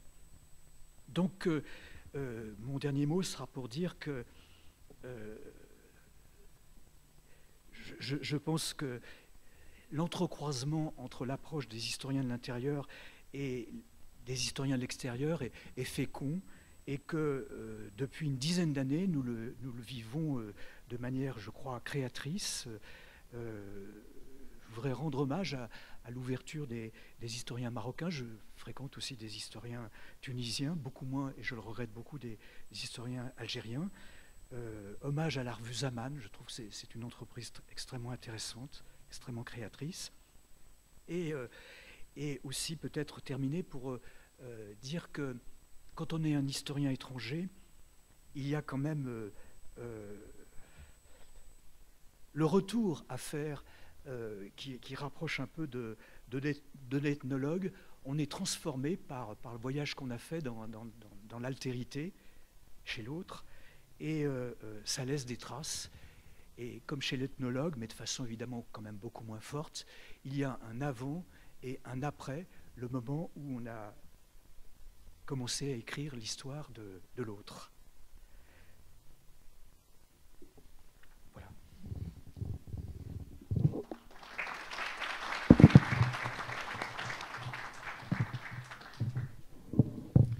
Donc on retrouve dans l'intervention de Daniel Rivet son écriture, qui est une écriture très sensible.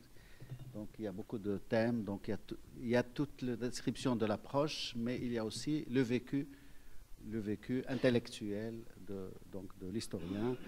Et puis le fait que le dernier thème qu'il a abordé est très important, comment donc faire la distinction ou non entre l'écriture interne et l'écriture externe. Alors je donne la parole maintenant à Moustapha Hassani Idrissi.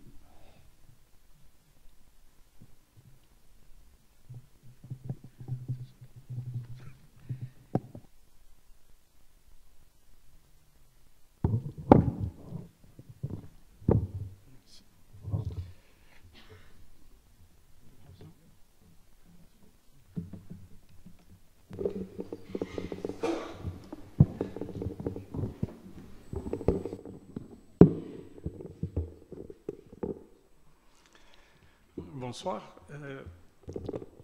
Merci d'abord aux organisateurs de m'avoir invité à cette table ronde.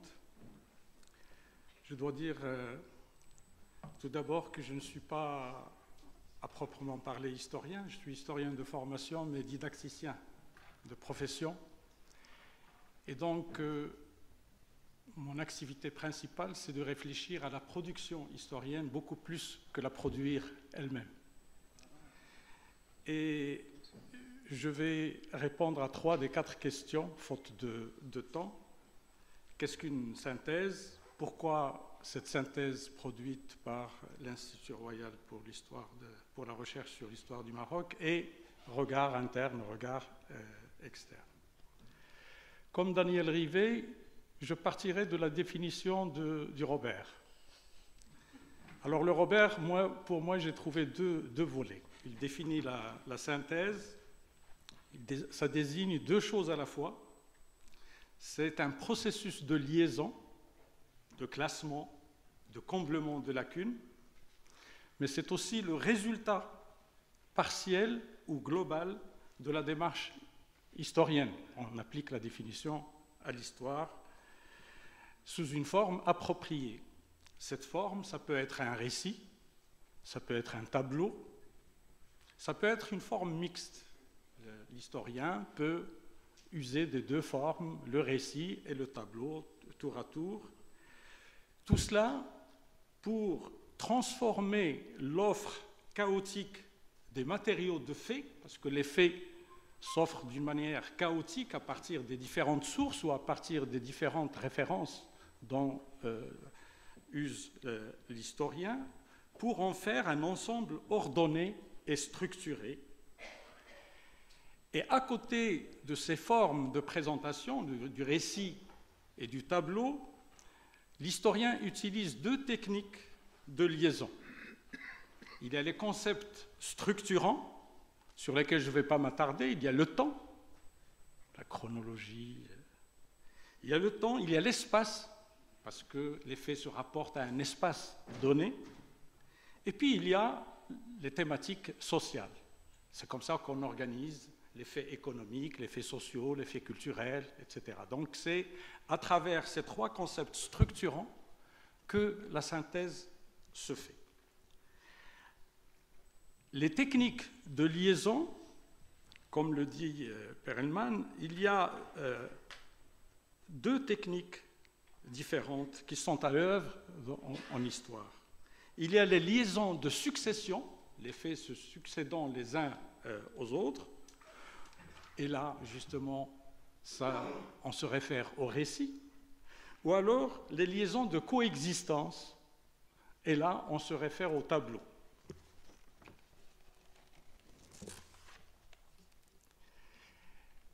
En disant cela, on voit que, en fait, l'historien, il ne procède pas des parties au tout, mais du tout au parti. Contrairement à ce qu'on pense, ce n'est pas en additionnant différents détails, différentes parties qu'on aborde, qu'on échafaude une synthèse, mais plutôt c'est de la vision d'ensemble d'une synthèse qu'on va rassembler un certain nombre de détails. Et c'est ainsi donc que les modes, il y a 2 modes d'ordonnance, l'ordre diachronique et l'ordre synchronique. Le récit a une certaine dynamique, il présente des évolutions, alors que le tableau, c'est plutôt une présentation statique qui est soucieuse d'analyser la structure qui peut évoluer, bien sûr. Voilà pour ce qui est de la synthèse. J'ajouterai qu'à travers la synthèse, l'historien use de l'argumentation. Il est obligé d'argumenter parce qu'il a un problème à résoudre. Il doit apporter une réponse. Et la réponse qu'il veut présenter, il doit l'argumenter. Et Paul Ricoeur, d'ailleurs, on compare l'historien comme s'il était devant un tribunal, parce que le lecteur n'est pas censé le croire sur parole. Il doit l'historien doit à chaque moment penser que le lecteur peut contester son raisonnement et il doit absolument présenter les choses d'une manière convaincante. Et c'est pourquoi il y a les notes infrapaginales, c'est pourquoi il y a les citations, c'est pourquoi il y a les statistiques, il y a l'iconographie, il y a tout un arsenal d'éléments pour essayer de convaincre le lecteur que le raisonnement qu'on lui avance est pertinent. Voilà, je ne voudrais pas trop m'attarder sur cette définition. J'ajouterai simplement que, encore aujourd'hui, en tout cas au Maroc, on pense qu'une synthèse n'est possible que lorsqu'on aura couvert tout le Maroc par des études monographiques. Et c'est pourquoi on a trop tardé. Il y a eu cette synthèse de Brignon-Boutaleb, d'ailleurs qui est qualifiée en introduction de synthèse prématurée. On la qualifie de synthèse prématurée, et pourtant c'est une très belle synthèse. Il n'y avait pas encore beaucoup d'études monographiques, il n'y avait rien, et c'était pourtant une très belle synthèse. En 67, elle date de 67. Donc, c'est dire que, bien sûr, le travail monographique, il est très important, il est très utile, mais on peut faire des synthèses. On ne va pas attendre qu'on couvre tout le territoire, parce que les études, même les études monographiques ont besoin d'être révisées, doivent être réétudiées, et donc la synthèse n'a pas vraiment besoin, comme Lucien Febvre le disait. J'ai ici une citation, il disait « Lorsque nous posséderons encore quelques bonnes monographies régionales nouvelles, mais alors seulement en groupant leurs données, en les comparant, en les confrontant minutieusement, on pourra reprendre la question d'ensemble, lui faire faire un pas nouveau et décisif, aboutir. » C'est-à-dire que l'étude monographique, parce qu'elle est à la portée du travail individuel, on pensait qu'elle était absolument nécessaire, un passage obligé pour la préparation de la synthèse. Alors maintenant, pourquoi cette synthèse? Pourquoi cette étude? Comme l'a dit Sir Abdelrahman tout à l'heure, il y a le contexte. Le contexte politique, il est important. Et il y a eu, je voudrais citer ici Benjamin Stora, qui disait au début du nouveau règne, il y a eu, après les unes sur les journaux, à propos des différentes mémoires des gens, etc., il a dit que tout un pan de l'histoire du Maroc de l'après-indépendance qui s'éveille et revient à flot pour inonder le présent par une de journaux interposés. Et donc, cette histoire du temps présent, d'après moi, c'est elle qui est le déclencheur de ces synthèses. Et il y a cette interrogation sur le temps présent, cette relative démocratisation, liberté d'expression, qui ont permis d'aborder, parce que pendant longtemps, moi j'étais à l'école primaire, j'étudiais l'histoire jusqu'à 1956. Et on a continué à étudier l'histoire jusqu'à 1956, jusqu'à une date récente. Alors, ce qui fait qu'aujourd'hui, écrire l'histoire du temps présent de 56 jusqu'à 99, pour moi, c'est ça qui a amené à s'interroger sur même le passé, la préhistoire, l'Antiquité, le Moyen-Âge, etc. Donc cette étude de synthèse, elle est le résultat de cette interrogation sur le temps présent. D'ailleurs, pour vous dire, à l'Institut d'Histoire, c'est ce chapitre. D'ailleurs, je me demande, est-ce que c'est vraiment une synthèse? C'est une écriture. Le dernier chapitre, le 10e chapitre, n'est pas une synthèse. C'est une écriture, parce que c'est celui qui a mobilisé le... D'abord, on n'a pas trouvé de spécialistes pour écrire ce... On avait quelques-uns au début, 4 ou 5, mais il y avait beaucoup de lacunes. Et on est parti, au départ, on était 7 ou 8, on est devenu à la fin presque une vingtaine. Pourquoi? Parce qu'on avait besoin de quelqu'un pour écrire sur le théâtre, quelqu'un pour écrire sur le cinéma, quelqu'un pour écrire sur la culture populaire, quelqu'un pour écrire sur la langue amazigh et la culture amazigh. Et il fallait rassembler tout ça pour faire une synthèse. Le 10e chapitre sur le temps présent a été celui qui a posé le plus de problèmes au niveau de son écriture et de sa coordination, de son harmonisation. Et il a été l'occasion d'organiser des journées d'études à l'Institut d'histoire sur le temps présent, et on a invité des témoins de l'époque, des gens qui avaient participé, qui étaient des acteurs politiques. On les a invités, il y a eu un dialogue entre les historiens et ces témoins. Il y a eu donc un témoignage oral très important qui a été enregistré, et ces journées ont été d'ailleurs publiées. En dehors de cet ouvrage qui porte sur l'ensemble, et la chronologie qui porte sur l'ensemble de l'histoire du Maroc, tous les autres ouvrages de l'Institut portent sur le temps présent, ont un rapport avec le temps présent. C'est dire que le temps présent a été l'élément déclencheur, en plus du contexte politique. Pour ce qui est de la relation, que penser du regard intérieur et du regard extérieur, on n'est plus à l'époque coloniale. C'était facile. Moi j'avais fait une thèse à un moment sur la vision de l'histoire, dans les manuels d'histoire du Maroc indépendant, et pour saisir le discours national, j'ai dû le comparer au manuel de l'époque coloniale. Et c'était facile, parce que le décalage était tellement important qu'on pouvait comparer sur chaque thématique et dégager en quoi diffère le discours national du discours colonial. Aujourd'hui, ce n'est pas le cas. Ce n'est pas le cas, d'abord parce que nous avons affaire à des historiens. Des historiens. Il se trouve que les historiens marocains, une bonne partie d'entre eux, ont été les étudiants de ceux qui écrivent, comme Daniel Rivet. Donc il y a une culture commune, une démarche, une méthodologie commune de ces historiens. La différence, à mon avis, n'est pas au niveau des auteurs, de leur nationalité.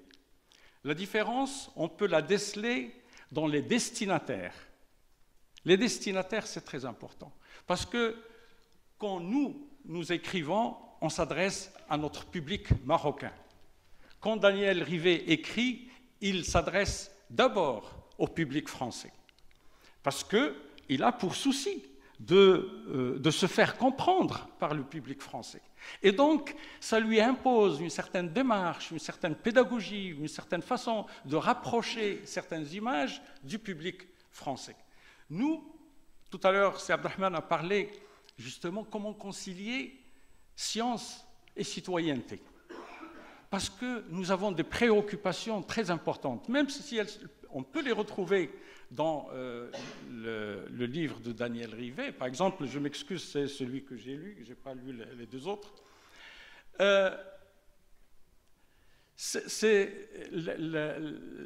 Les préoccupations que nous avons sont des préoccupations en relation avec le territoire.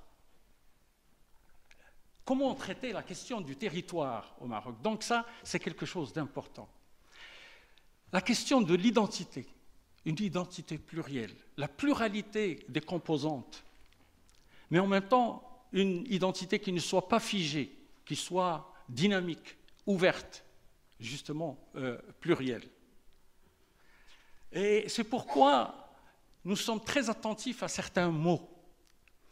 J'ai vu que Daniel Rivet est très attentif à beaucoup de mots, comment il les utilise. Mais il y a un mot que je lui dis ici, que nous, on n'aurait pas utilisé, qu'on ne pouvait pas utiliser. Et lui, il l'a utilisé.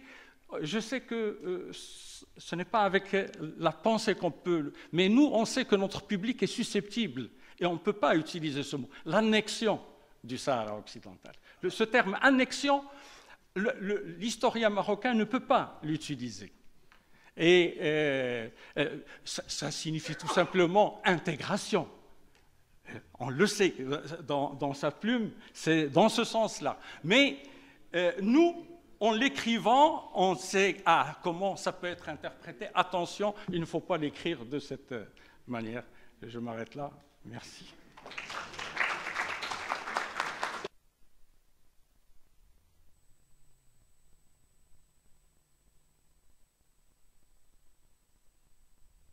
Synthèse, et puis sur le chapitre, surtout sur la question du chapitre, l'importance, les problèmes qu'ont posé le chapitre sur le XXe siècle et qui nous rappelle la fameuse phrase de Lucien Febvre, je crois, que toute histoire est une histoire contemporaine. Alors je donnerai la parole en dernier donc à Edmond Burke, qui a la particularité donc d'avoir combiné un travail sur l'histoire du Maroc avec une perspective qui va au niveau de l'échelle, disons, au-delà de l'échelle marocaine, c'est-à-dire l'échelle méditerranéenne et l'échelle mondiale. Bon. Merci beaucoup. Merci beaucoup. Je suis dans un état de joie d'être ici parmi vous et de voir combien de gens s'intéressent à la méthodologie. Chez nous, on aura presque une toute petite nombre de gens qui viennent pour discuter la méthodologie historique. Peut-être vous attendez autre chose et vous êtes déjà très déçus. On verra par la suite avec le débat qui viendra. Mais ici, j'ai voulu parler de plusieurs choses et peut-être je vais réussir dans le temps qui me reste.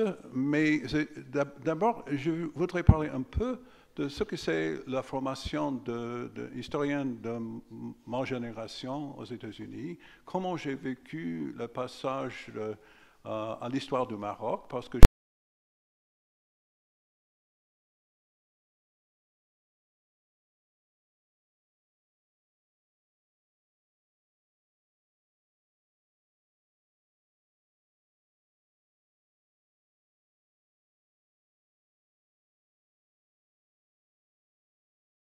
vivement de ne pas y aller et de penser à un autre pays maghrébin. Alors j'ai choisi le Maroc. Roger Le Tourneau était mon patron de thèse, mais il venait à Princeton, là où j'étais seulement chaque deux ans pour un semestre seulement. Donc moi, je faisais l'histoire du Maghreb, l'histoire de l'Afrique du Nord un peu à ma guise. Et j'étais un peu laissé faire comme je voulais, mais j'étais dans une petite génération de chercheurs qui, eux, préparaient des carrières brillantes, des fois, dans l'histoire du Moyen-Orient. Et c'était à l'époque de Nasser, l'époque, n'est-ce pas, juste après l'indépendance algérienne, beaucoup d'espoir dans l'histoire promise du tiers-monde, etc. Ceux parmi vous qui font comme ça, alors je sais qu'on est de la même génération. Et voilà, c'était un moment spécial. Et donc j'avais les outils, parce que dans les séminaires de préparation que je faisais dans mes études, d'autres études, il était question uniquement de l'histoire du Moyen-Orient. Et on faisait par l'histoire c'était un peu l'histoire du mouvement national arabe. Et donc, quand je viens ici, c'est un peu avec les yeux qui cherchent le mouvement national arabe et qui a du mal à le retrouver, n'est-ce pas? Et puis, j'avais une réflexion, je ne sais pas pourquoi. Bon, il faut avouer. Non, c'est pas. C'est déjà, je fais fausse route, parce que il faut avouer que je suis arrivé avec une histoire, un sujet de thèse tout à fait différent. J'ai voulu faire l'histoire de l'IoT. J'ai voulu faire Rivet. Mais j'étais trop tôt. Et puis j'avais un interview avec Pierre Lyotet, le neveu, qui contrôlait l'accès aux archives de la grande personne. Et il était très cordial. Et il m'a donné à boire. Et après 15 minutes, j'étais à la porte. Et je ne comprenais pas du tout que ma thèse, c'était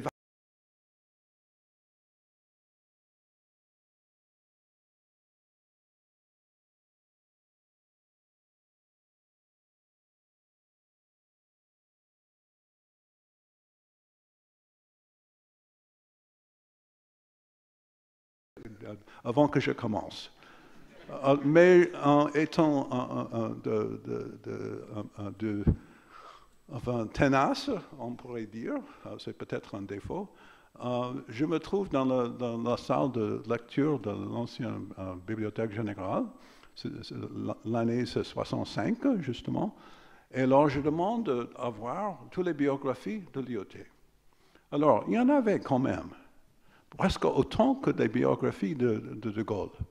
Pas autant que des biographies de Napoléon, mais quand même une certaine quantité, n'est-ce pas? Et ils se répètent les uns des autres. Et donc, c'était un travail tout à fait vain de ma part pour rester là. Et puis, l'enthousiasme pour le travail du personnel de la bibliothèque n'était pas peut-être au niveau espéré. Et donc, les livres prennent du temps pour venir.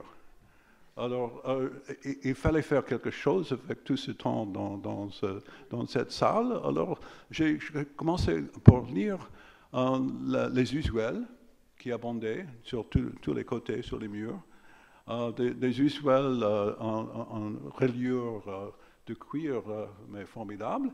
Alors, j'ai commencé avec les archives marocaines, parce qu'on me refusait d'entrer aux archives, alors je prendrais les archives marocaines. Et alors, je ferai ça. Alors, j'ai fait de la tome 1 jusqu'à la tome 33, systématiquement, en attendant des livres sur Lyautey. Et de plus que je faisais ça, le plus que j'ai découvert l'histoire du Maroc.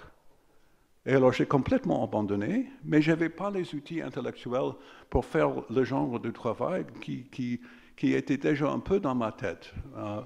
Et c'était la rencontre, justement, avec le fameux Gellner et le fameux Geertz et leurs étudiants ici au Maroc, à ce moment-là, dans les années 70. Et comme ça, j'ai pu commencer de penser comment il faut réfléchir sur l'importance des tribus. Quel était le pouvoir des tribus à l'intérieur du Maroc, parce que les outils que j'avais étaient les outils qui me permettaient de penser l'État, mais pas le peuple, mais pas, surtout, c'est pas la campagne, right? Et surtout pas les tribus. Je ne savais pas quoi que ce soit sur les tribus. Alors, les archives marocaines, si vous n'avez jamais mis les pieds ou le nez dedans, ça consiste en ça.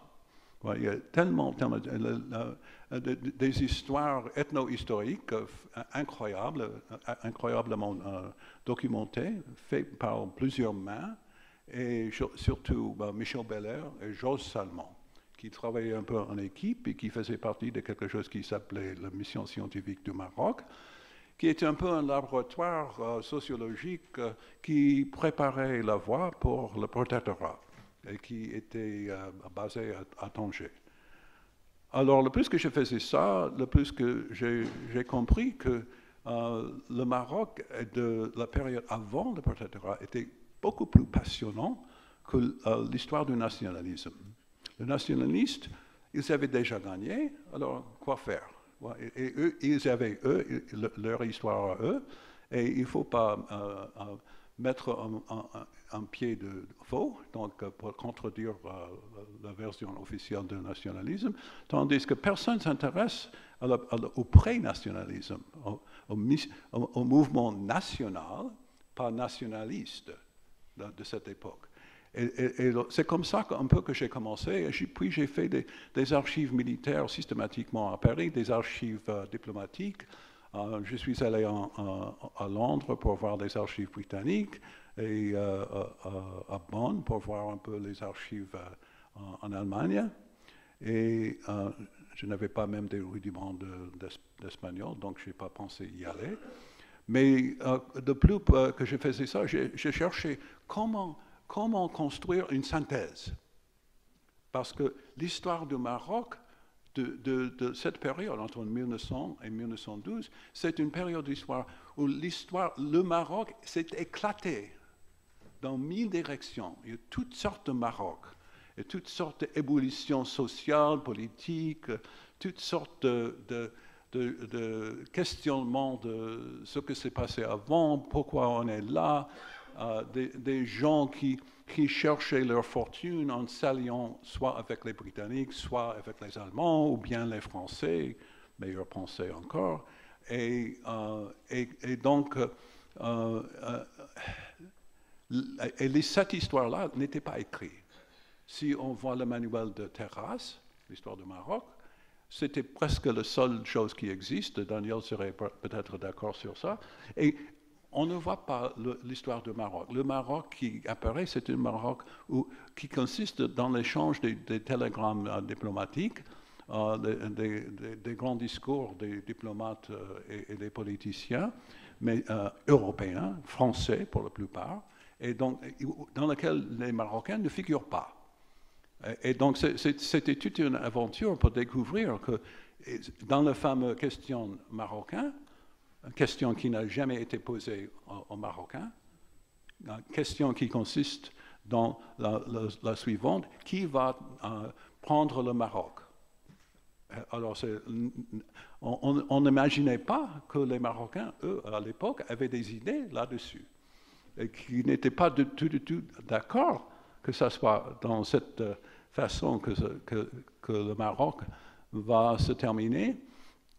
Bon, alors, donc c'était un mélange, et j'ai dû faire une synthèse. Pour faire une histoire du Maroc, ça m'a obligé de faire une synthèse, parce qu'il y a toutes sortes de bouillonnements, le Glaoui, le Mtougui, tous ces gens du Sud, tous les courtiers qui avaient, eux, leurs propres idées là-dessus, les paysans, des gens qui ont fait le Siba de la Shawiya, le Hafidiyya, tout ça, n'est-ce pas? C'est vraiment une époque. Et donc, moi, j'ai essayé de mettre tout ça ensemble.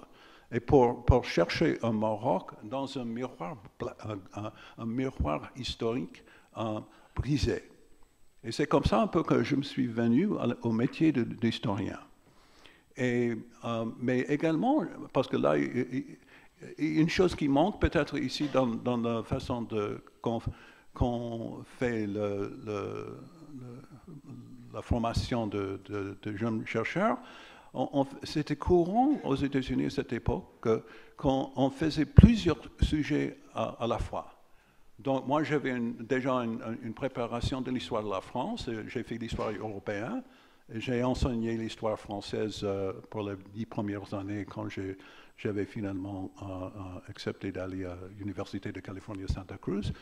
Et puis, mais j'avais également cette formation d'historien de monde arabe, d'un pays islamique, et donc, mais dans lequel il fallait chercher et chercher pour trouver le Maroc.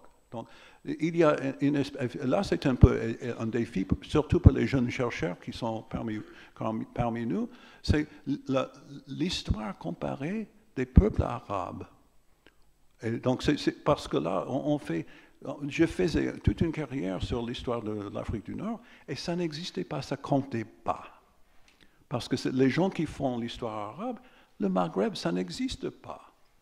Oui, peut-être vous me trouverez à tort, mais moi j'avais cette impression, d'après toute une vie parmi les spécialistes qui font cette histoire des études arabes, où est le Maghreb? Mais une histoire comparée, justement, il y a un enjeu qui est vraiment très important pour retrouver un peu l'histoire moderne, les histoires modernes des peuples arabes. Et comment le Maroc faisait partie de tout un ensemble de transformations historiques, d'abord au niveau de la culture arabe, arabo-islamique, mais également au niveau des sociétés de la Méditerranée, sujet d'un discours que je vais faire ici à l'école dans 2 jours, parce que je suis beaucoup pris ces derniers jours par l'histoire comparée de la Méditerranée et sur l'histoire mondiale. Et la perspective histoire mondiale, et je vais terminer avec ça. Donc, qu'est-ce que c'est l'histoire mondiale? Pourquoi ce fou ici, il se pique de l'histoire mondiale? Alors, quelle histoire mondiale? C'est quoi? on fait du marketing beaucoup. Il y a histoire globale, il y a histoire connectée, il y a histoire mondiale, il y a je ne sais pas quoi d'autre, et il y a big history, il y a tout ça. Et qu'est-ce que ça consiste en quoi? Est-ce que c'est une discipline? Et je veux dire, non. C'est une spécialité aux États-Unis, c'est une préparation pédagogique, parce qu'on enseigne maintenant dans les lycées américains, on enseigne l'histoire mondiale au lieu de faire l'histoire occidentale. Voilà. Alors, donc, dès le début, les étudiants sont dans un endroit où ils doivent essayer de penser, de développer des réflexes intellectuels, de comprendre un peu le monde et les peuples du monde et les sociétés du monde comme étant dans un même fusée, n'est-ce pas? On ne sait pas où ça va, oui, si on va arriver en bonne forme, mais on sait qu'on est ensemble. Et le crise de climat qu'on subit en ce moment-là est là pour nous taquiner un peu. Voilà, tous ces discours de l'autre, oui, l'autre ceci, il a fait cela, etc. Ça fait quoi? On est tous des êtres humains. Et on court les mêmes risques à ce moment-là. Il faut bien faire attention, n'est-ce pas? C'est une luxe pour faire tout ce qu'on fait en ce moment-là. Il y a peut-être l'historien de l'époque moderne parmi vous, et on aura tous bénéficié de vos remarques. Mais alors, pour moi, l'histoire mondiale, c'est d'abord une perspective. Donc, on peut prendre n'importe quelle histoire et le voir de perspective extérieure, mais extérieure pas seulement un petit peu, mais extérieure globale, quoi. Et comme ça, il faut peut-être abandonner les études d'historien du tout, pour devenir un peu sociologue politique, je ne sais pas quoi. Donc c'est une perspective où on essaie de voir ensemble les développements de ce qui se passe. Alors le nationalisme, il est une phase. Le colonialisme, c'est une phase de l'historien.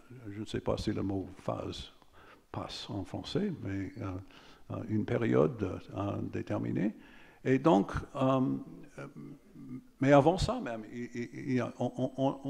on peut construire une histoire où on pense de cette façon-là. Mais l'histoire globale, l'histoire mondiale que moi je prône, c'est une histoire qui commence avec l'environnement, avec les interventions des êtres humains dans l'environnement, et sur le fait le régime d'énergie qu'on subit, on a subi comme humains de notre espèce, était un régime d'énergie gouverné par le soleil, jusqu'à un certain point, avec la découverte de charbon et la révolution des machines à vapeur. Tout a basculé, tout a changé, et des choses inimaginables pour les générations qui venaient avant étaient soudainement très possibles. Alors, l'âge du pétrole, l'âge du gaz naturel, est un peu à la fin, vient un peu à la fin de toute cette époque. Alors, le Maroc fameusement manque de pétrole. Alors, c'est une fortune d'un côté, n'est-ce pas? Parce que le pétrole, c'est un don un peu empoisonné. Oui, ça déforme tous les réflexes économiques. Alors, mais il faut donc penser du Maroc dans cette façon-là. Mais ce n'est pas seulement le Maroc pour lequel c'est le cas, c'est toute la Méditerranée. On manque du charbon, et on manquait jusqu'à un certain moment, jusqu'après la Première Guerre, on manquait de pétrole. On ne savait même pas l'existence, presque. Donc, les transformations que le Maroc a subies doivent être soumises dans dans un autre aspect, vu à travers une lentille qui est formée par les déterminations de l'âge du Soleil, du système énergique du Soleil. Voilà, je déviais un peu de mon sujet, je vais me conclure. Donc, pour le Maroc, il y a des moments clés dans l'histoire du Maroc qui sont également très importants dans l'histoire du monde. L'histoire de la crise marocaine, la question marocaine, c'est un, oui, mais il y a l'époque saadienne et tout ce qui vient avant, où le Maroc a joué un rôle mais très important dans enfin, je ne peux pas expliquer ça parce qu'il n'y a pas de temps, mais ou bien il y a peut-être cela vous intéresserait, mais la figure d'Ibn Battuta, right, qui le grand voyageur, qui a ou peut-être n'a pas mis les pieds en Chine, et maintenant il est très connu de tous les lycéens aux États-Unis.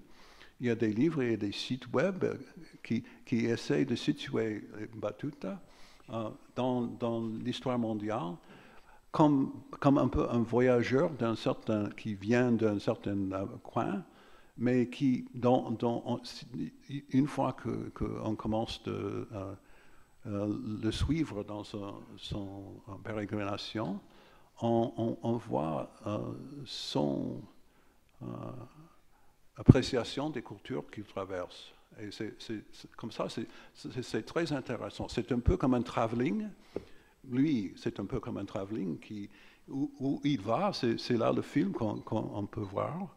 Et donc, parce qu'il était un peu partout, c'est très intéressant. Ça nous donne tout un résumé partiel, n'est-ce pas, de toute une époque historique. Alors, donc ça, c'est pour mettre le Maroc dans l'histoire mondiale. Il y a cette façon, et également le situer dans une période où le Maroc peut-être a joué ou n'a pas joué pour des raisons déterminées. Un rôle important. Et donc, mais c'est l'ouverture justement du paradigme du nationalisme. Et voilà, c'est mon dernier mot, c'est qu'il est bien compréhensible pourquoi le nationalisme, l'histoire nationale s'est passionné des Marocains et continue de passionner des Marocains, mais il y a beaucoup d'histoires nationales. N'est-ce pas? Et une des raisons pour lesquelles nous sommes ici, c'est pour un côté de célébrer les synthèses qu'on a, et également pour inciter des gens parmi nous et des autres qui ne sont pas présents de eux-mêmes écrire des synthèses. Parce qu'une synthèse, pour moi, c'est quoi? C'est une argumentation sur l'histoire. Oui, l'histoire nationale, une histoire déterminée, histoire régionale.